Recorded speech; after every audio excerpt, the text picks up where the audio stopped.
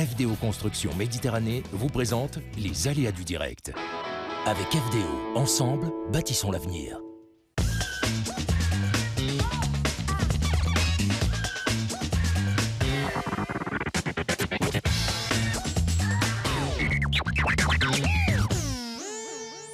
Bonsoir, bienvenue à tous. Merci de nous retrouver ici depuis l'Open Sud de France à l'Arena à Montpellier avec une après-midi de demi-finale dans cette Open avec tout à l'heure la victoire de Gaël Monfils, je vais le dire dans l'ordre, face à Nieminen en 3-7. Pas facile, on y reviendra avec notre expert qui nous accompagne toute cette semaine, Johan Henach. Ça va, Johan ? Très bien, très bien. Alors désolé, on enregistre, du coup vous ne voyez pas le match de Richard Gasquet. Non, il est en train de jouer actuellement là. Je pense qu'il était à 6-5 contre lui au premier set. Ouais. Ah, c'est pas facile, c'est pas facile. Et puis en face de vous, nos deux invités de cet après-midi. Merci messieurs d'être avec nous. Deux spécialistes. Attention, on a un kinésithérapeute, Laurent Thor. Bonsoir. Bonsoir. Et puis à vos côtés, alors c'est carrément un arbitre. Voilà. Et ça bonsoir. C'est bien.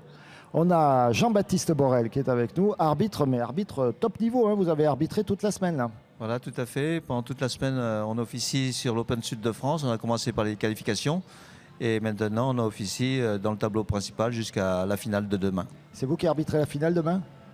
Sur les lignes, pas sur la chaise. Sur les lignes. Alors il est également juge de ligne à Roland-Garros. Il a reçu la confirmation tout à l'heure. C'est la première fois que vous y allez ou non ? C'est ma 6e année. 6e année à Roland-Garros, confirmation tout à l'heure qu'il sera également de cette saison 2014, de ce grand chelem-là. Alors nous, cet après-midi, Johan, on s'est intéressé bien sûr à cette première demi-finale.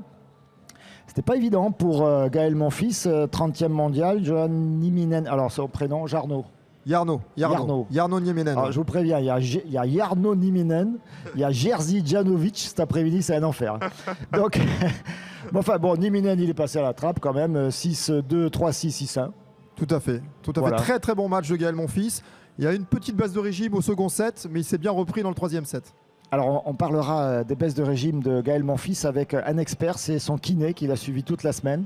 On va essayer de travailler. Il refuse de donner toute information, vous savez, la médecine, tout ça, le secret médical. Mais bon, on va essayer de le travailler. Exactement, on va essayer de l'embêter un petit peu plus. On a quelques images de ce match-là. Vous savez qu'on est contingenté au niveau des images. On ne peut pas faire ce qu'on veut.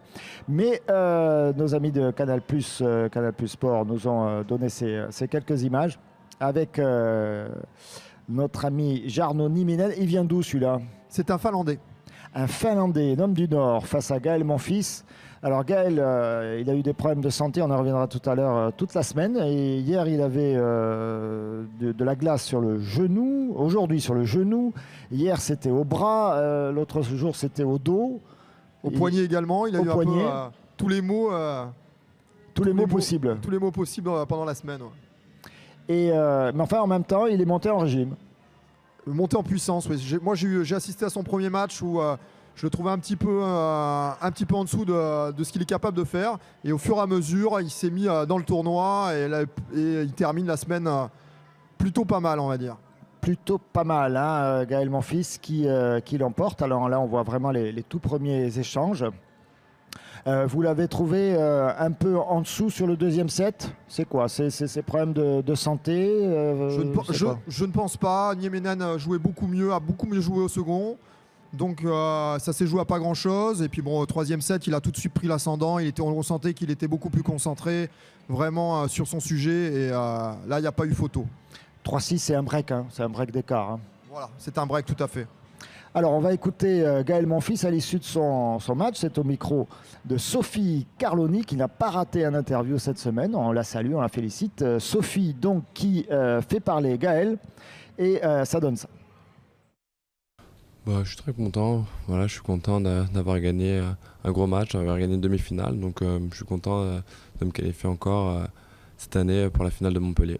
Richie... Forcément, si on est en finale, il sera favori quand même, parce que voilà, il est top 10 encore, c'est le numéro 1 français. Il a prouvé des belles choses encore en Coupe Davis, donc ça va être un beau match. J'espère être au niveau, parce que voilà, je sais qu'il joue très bien, il pose beaucoup de difficultés, donc j'espère vraiment bien jouer. Je pense que je suis outsider parce que, comme je le dis, vraiment, et comme je l'ai dit un peu entre guillemets à Melbourne, c'est que fut un temps, je pense que j'aurais pu dire que vraiment je me sens devant, mais là, je remonte progressivement, et il me reste encore à prouver que je peux gagner d'autres matchs et que mon classement il revienne.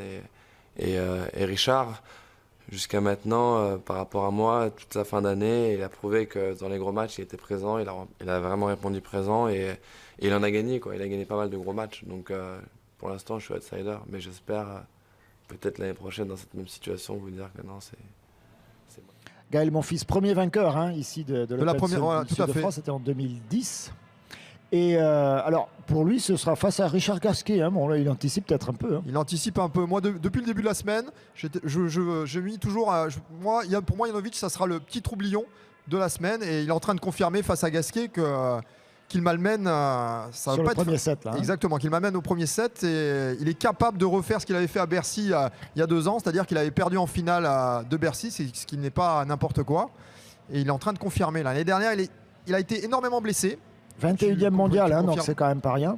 Non, ce n'est pas rien. Ce n'est pas rien. Malgré les blessures, malgré ses nombreuses blessures. Donc je pense que cette année, il est armé pour aller beaucoup plus haut au niveau du classement ATP. Le Polonais Jerzy Janowicz, voilà, je l'ai dit juste pour vous prouver que j'étais capable de le dire. On va regarder quelques images de l'animation, des animations tout autour du cours central dans l'aréna. Vous voyez, beaucoup de monde. Il y avait déjà beaucoup de monde mercredi pour la journée des enfants. Il y avait également du monde samedi et vendredi. On aura le bilan dès demain ou dans la semaine auprès de Patrice Dominguez, le directeur. Beaucoup de monde pour toutes les animations. Vrai succès populaire, Johan. Exactement. C'est un tournoi qui progresse d'année en année. Et je pense que la barre fatidique des 40 000 spectateurs a été dépassée, je pense. 40 et quelques mille, c'était déjà l'année dernière et c'était en progression. Donc on espère de tout cœur qu'il y aura du monde jusqu'au bout. Vous voyez, regardez, on peut également jouer soi-même. C'est pas juste regarder les autres jouer. 124 km/h pour ce jeune homme, c'est pas mal. C'est très déjà, bien, non, c'est vraiment très très bien. Voilà, 117 pour celui-là, le gamin là. Ouais. Ce sont vos élèves, Johan ? Je pense que certains sont venus faire quelques animations, mais là, ce ne sont pas les miens, non. Voilà, alors là, après, c'est une autre forme de tennis, plus gonflé comme tennis. Et puis, regardez, il y avait également d'autres animations à travers la présence de nombreux sportifs. Il y en a beaucoup, bien sûr, sur Montpellier, sur son agglomération. Toutes les équipes de haut niveau sont passées sur le tournoi. Il y a eu les footeux. Là, c'est le water-polo. Voilà. Le water-polo qui était là, Montpellier water-polo. On a également les rugbyman qui sont venus. Les basketteuses de latte, les comiques, comme chaque année, ils ne ratent pas une occasion, qui sont toujours présents. C'est toujours eux qui viennent chaque année, Johan. Depuis 2 saisons, oui. Depuis 2 saisons. Et puis les handballeurs, bien sûr, sont venus signer, dédicacer. Voilà, on les voit à Cambrai. Champion d'Europe, il y avait Thierry Omeyer, bien sûr, Michael Guigou qui était par là également. Les Montpelliérains, vainqueurs de la Coupe de la Ligue, un nouveau trophée, c'était il y a quelques jours seulement. Et puis tout ce petit monde a joué au tennis, voilà, les rugbyman également. Johan, qu'est-ce qu'on peut souhaiter? Une finale 100% française ou finalement le petit trublion qui va au bout, qui bouscule tout ça? 100% française, ça serait pas mal, non? Ouais. Avec Richard, le régional de l'étape. Eh oui, ce serait bien ça. Ça serait pas mal, non? Alors, tenez, regardez, pour que la finale se passe bien, il faut que les joueurs soient en pleine forme. Et donc, on a un kinésithérapeute avec nous. Et alors, il n'est pas là par hasard, parce que vous allez me dire, vous avez pris un kiné qui passait devant et tout. Non, non, c'est un des 2 kinés. C'est le kiné tournoi. officiel, ouais. Voilà, le kiné officiel, Laurent Thor. Comment on devient kiné officiel d'un tournoi ATP? Écoutez, c'est un concours de circonstances. Pistonner un peu. Je pense pas. Moi, je pense que le travail paie. Et que recommandé. Je pense que le travail paie. En ayant travaillé dans le sport, pas forcément le tennis, j'ai été amené à soigner des sportifs. Et un jour, j'ai eu l'occasion de soigner une joueuse de tennis professionnelle que j'ai accompagnée par la suite sur plusieurs tournois. Et c'est par ce biais-là que j'ai mis un pied dans le tennis et que j'ai pu ensuite intégrer l'Open Sud de France en tant que kiné et ostéopathe. Voilà. Et donc, c'est votre première année, deuxième année? Non, c'est ma 4e année ici. 4e année, voilà. Vous avez fait tous les tournois? Voilà. Et alors là, cette semaine, vous avez eu du boulot avec un certain Gaël M. Alors, pas forcément plus que les autres années, mais il est vrai que Gaël est arrivé peut-être un peu fatigué, mais à l'image des autres joueurs aussi, nous avons fait le maximum pour essayer de le remettre sur pied, pour qu'il puisse avancer dans le tournoi et en tout cas pouvoir jouer son meilleur tennis avec ses capacités au maximum. Alors vous n'allez pas me répondre, mais enfin, il avait quoi au dos en début de semaine? Je ne peux pas vous répondre effectivement, mais voilà, je vous dirais qu'il était un peu diminué, mais c'est la magie de l'Open Sud de France et surtout la capacité de ce joueur. Alors aussi, hier, il avait quoi au bras? En tout cas, au bras, rien de particulier, vous savez pas plus que les autres joueurs. Et au genou aujourd'hui, qu'est-ce qu'il avait au genou? en tout cas, vous avez fait du bon travail. Hein, voilà. donc, Au genou, des petits soucis, mais non, c'était voilà. Il y a effectivement une petite frayeur au départ qui s'est améliorée très rapidement et donc il a pu de match à match recouvrer son meilleur niveau et jouer. Donc il est à 100% pour demain. Je pense qu'il est à 100% pour demain. Ouais. Gaël, mon fils, Johan, c'est quelqu'un qui a beaucoup souffert au niveau physique. Il a eu des grands passages à vide pour des problèmes physiques au cours de sa carrière. il n'a pas été épargné par les blessures. Hein.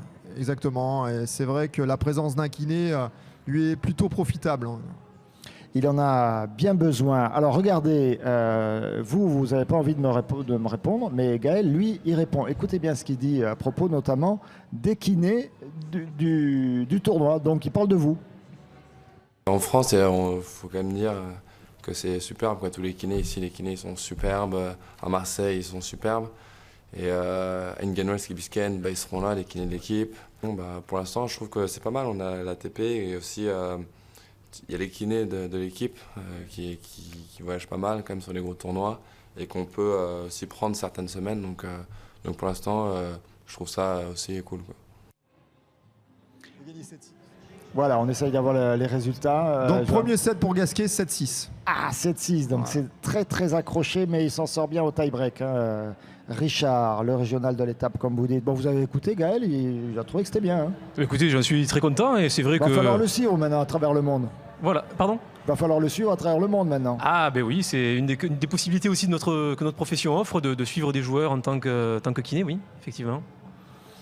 Alors, regardez, il y a aussi pour les joueurs la possibilité de se délasser, de décompresser, de se reposer.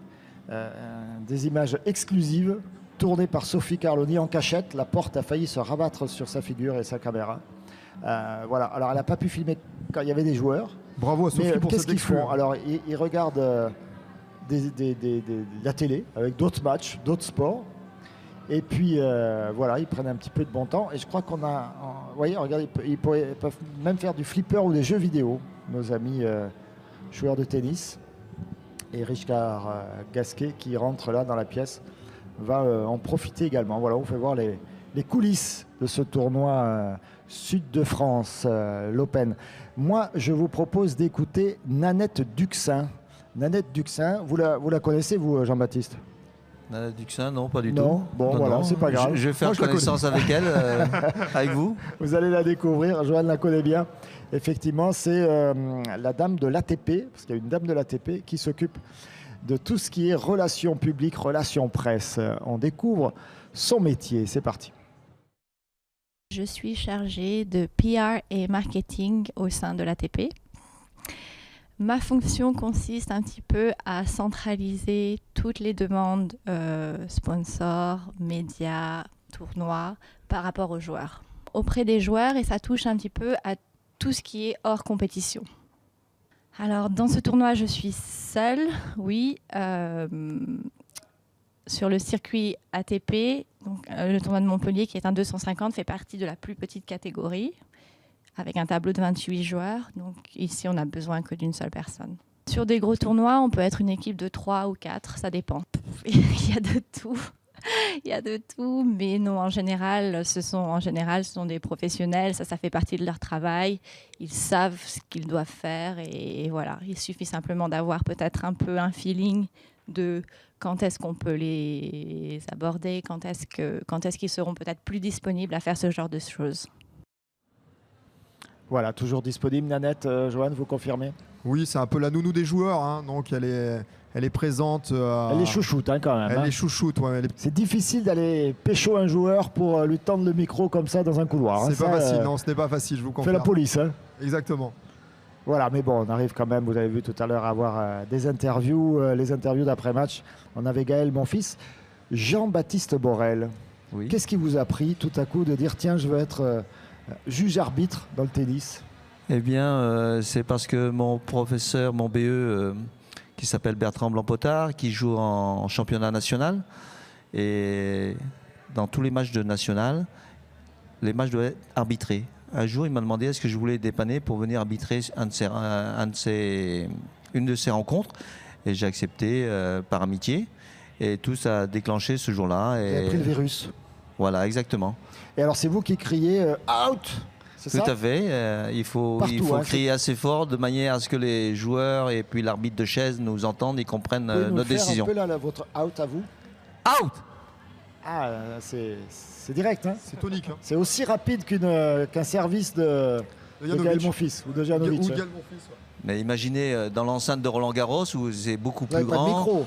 On n'a pas de micro, donc il y a beaucoup de public. Il faut crier très très fort de manière à ce que les joueurs nous entendent de l'autre côté du court. Oui. Tout à fait. Alors, vous n'êtes pas que juge-arbitre, hein, vous êtes également passionné de tennis, très impliqué ici dans la région, président du club de Murviel-les-Montpellier Oui. et également au comité directeur de la Ligue. Du comité départemental de l'Hérault. Départemental. Voilà, qui est juste en dessous de la Ligue, hein, le département. Donc je m'occupe spécialement de la formation des arbitres et je suis aussi dans la commission des jeunes où je m'implique dans leurs rencontres, voilà quoi. Alors je le disais tout à l'heure, hein, en tant qu'arbitre, vous officiez également à Roland-Garros depuis 5 ans, c'est ça? Oui, bientôt tout à fait. Le 6e Roland-Garros. Spécificité de Roland-Garros, hein, la terre battue. Exactement, c'est le seul tournoi majeur du Grand Chelem qui ne possède pas de Hawkeye, parce que c'est justement... Alors qui ne possède pas de Hawkeye, eye comme les yeux. Hawkeye. C'est un système qui permet de détecter les balles si elles sont fautes ou bonnes. Alors quand il y a ce système, est-ce qu'il y a encore besoin de juge de ligne? Moi je pense que oui, parce que la machine, je ne pense pas que la machine soit à 100% sûre, et donc on a besoin quand même de l'œil Donc de la l'être machine humain. sert à vérifier. Voilà, pour assurer aussi le joueur, certainement. Alors à Roland-Garros, ça ne se passe pas comme ça, du coup il n'y a pas de machine, il y a la trace. Exactement. Donc ça vient papoter, ça vient discuter autour de la Voilà, trace. si le joueur veut contester une décision du juge de ligne, il peut faire intervenir l'arbitre de chaise qui descend pour vérifier la trace et puis lui dire si la balle est bonne ou faute. Alors depuis que John McEnroe n'est plus sur les tournois, quel est le joueur le plus désagréable avec les arbitres?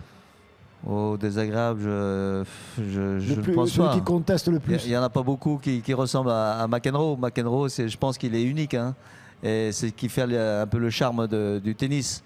Mais sinon, vous avez des joueurs qui sont showman tels que Gaël Monfils ou Yannick Noah avant lui ou Ilie Nastase qui font rêver le public parce que ils savent enchanter et faire monter la pression dans les cours, quoi.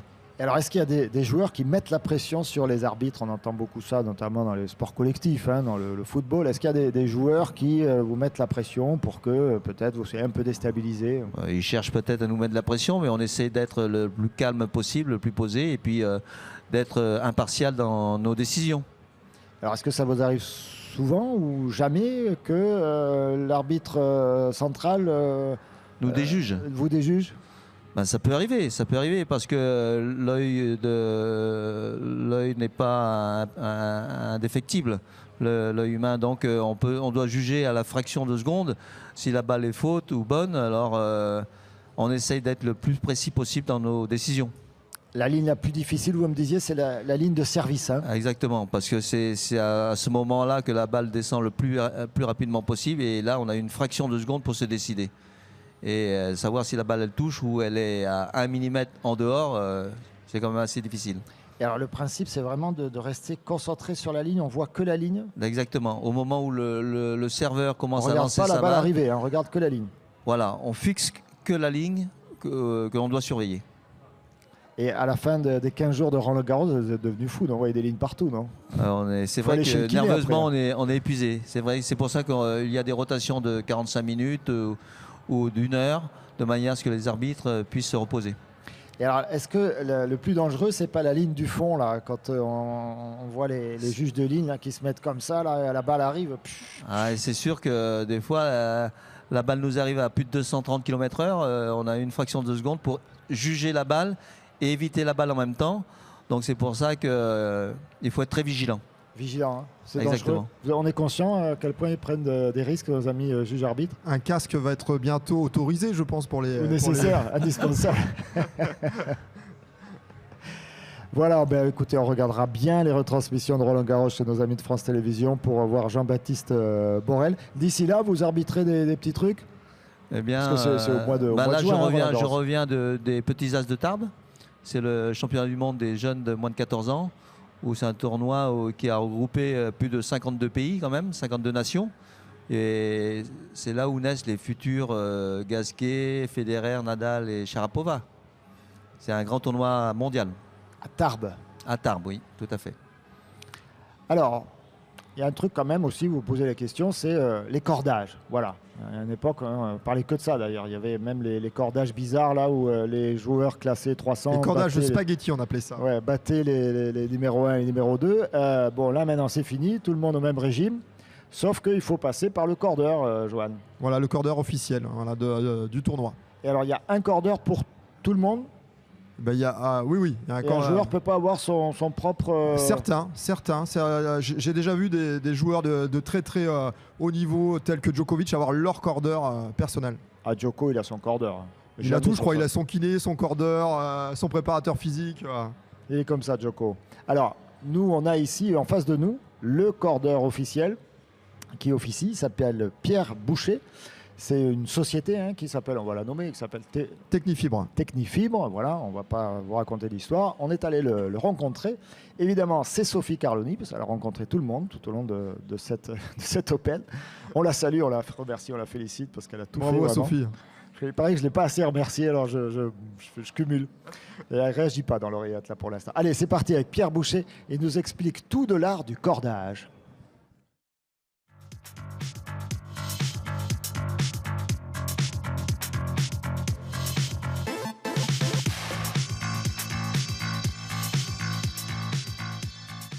Alors, le métier de cordeur, en général, sont des gens qui sont sélectionnés pour leurs compétences, aptes à aller vite, à bien faire le travail et à respecter surtout toutes les données qui vont être dites par le joueur lui-même ou son coach. Il y a 3 grandes familles, on va dire. Le cordage naturel, qu'on appelle le boyau, d'accord, le cordage multifilament et le cordage polyester. Les joueurs, eux, ont la puissance, qui recherchent du contrôle, c'est de garder la balle dans le terrain. Donc le polyester est extrêmement à la mode. C'est le cordage majoritaire à 92-13% du circuit, on va avoir du polyester.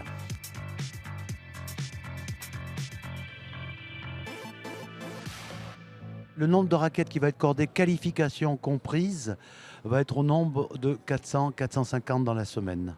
Voilà. Avec un pic au milieu de la semaine, c'est-à-dire à peu près mercredi, jeudi, vendredi, et après une descente tranquillement jusqu'à la fin, où le dernier jour, on va faire peut-être que 7, 8, 9 raquettes maximum.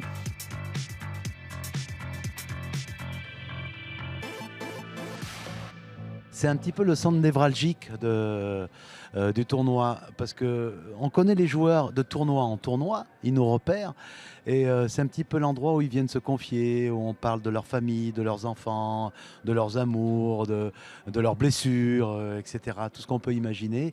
Donc on est un petit peu les confidents des joueurs ici. Les confidents des joueurs, les cordeurs. Voilà, on avait avec nous, je ne sais pas si vous confiez quoi que ce soit, les joueurs, pendant que vous les remettez en état. Si, c'est vrai que c'est pour eux l'occasion, effectivement, de discuter et de confier. Quand ils sont allongés sur une salle de soins, c'est souvent là qu'il y a des confidences. Voilà, mais on a bien compris, vous ne nous direz rien. Je peux dire certaines choses. Vous pouvez toujours, avec plaisir, d'ailleurs. Vous pouvez toujours nous annoncer, mais bon, vous ne nous direz rien, on a bien compris. Laurent Thor était avec nous, merci beaucoup. Et puis Jean-Baptiste Borel également, le juge arbitre de chez nous. Johan, on retourne voir le match? On y va. Allez, on va voir la fin du match de Richard Gasquet face à Jerzy Janowicz. Voilà, c'était mon deuxième challenge. Merci à vous tous de nous avoir suivis. À très bientôt sur TV Sud. On se retrouve demain soir à peu près à la même heure pour vous parler de la finale et donc pour vous montrer le grand vainqueur de cette Open Sud de France. Très bonne soirée à tous.